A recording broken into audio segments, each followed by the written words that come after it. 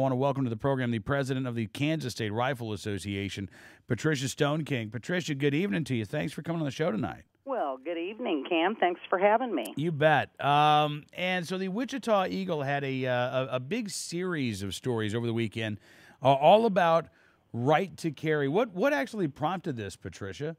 Well, I'm not sure what prompted it other than maybe the figures. There's apparently been some research on not only the extraordinary number of women that are getting permits, but the increase in permits just in general this past year, as well as the statistics on permit holders and the fact they don't commit crimes.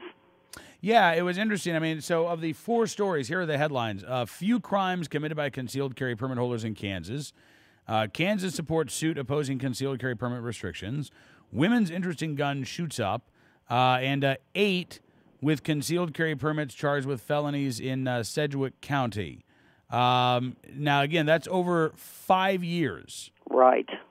So that's pretty, and again, we don't know. I'm looking at the story. I'm not sure how many licenses there are in Sedgwick County, but if you're talking about, in essence, less than 2 a year on average, that's not a huge problem with right to carry holders. No, it's not. And I think that the record, evidences that they predicted bloodshed in the streets, and it just didn't happen. Well, no, absolutely not. And look, we see this. It's funny because we see this all the time.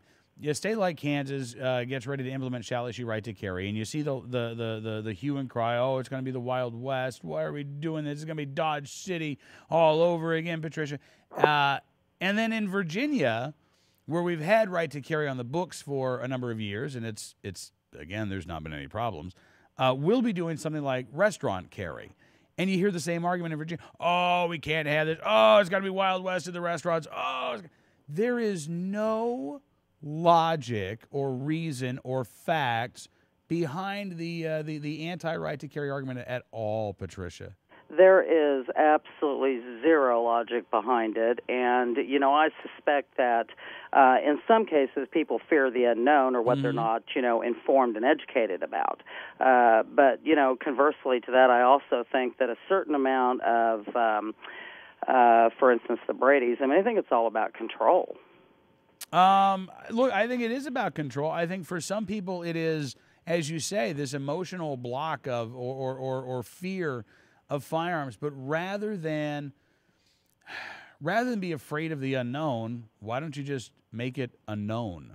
Exactly. Why don't you just learn about it? That's the part that always gets me. I mean, if I'm absolutely scared to death of something that is common in this country and is safely owned by the vast majority of Americans who own this item, rather than try to get rid of it and make 90 million Americans lose their rights, why don't I just educate myself? Sounds like that'd be the simpler thing to do. Well, and the education is available. That's what's so mystifying about it. As well as being president of the KSRA, I own a shooting school, and so we do classes. And, I'll get a small number of women, particularly, but some men also, who will come into class just scared to death. And they're there for any number of reasons. Maybe a spouse wanted them to do it, and they weren't particularly excited about it or whatever. But once we get to the end of the class, they're, excited, and they're, picking out guns. Oh, I'm going to buy this, and I'm going to buy that, and I'm going to take another class, and they go from being very apprehensive, fearful sometimes. Some of them are, have a lot of anxiety. But by the time we finish with them, they're just like, oh, I never knew I could have so much fun. Well, yeah, and look, that's the great thing. I suspect, Patricia, that you're seeing most women who come to you and want to take your class.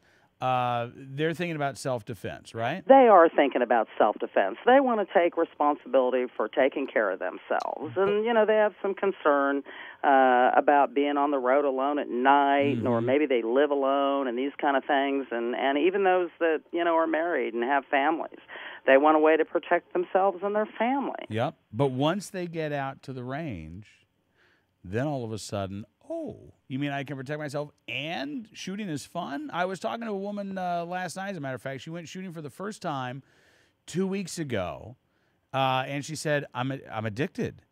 She went last weekend. She's going this weekend. This will be 3 weekends in a row for her, and she'd never gone shooting before. I've had women that started out scared turn around, jump up and down, hug me,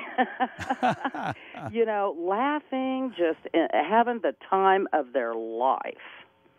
And just goes to show a little education will go a very long way. Well, absolutely right. Patricia, thank you so much for coming on the program. I hope the education continues in Kansas. The number of right-to-carry holders is growing in the state? Oh, yes. It has grown dramatically this past year, and we don't see any evidence of that slowing down. And we've had a phenomenal growth in beginners classes for new gun owners as well. Oh, that's fantastic. Hey, Patricia, thank you so much for your time tonight. I look forward to doing this again soon. Well, you're welcome. Thanks for having me.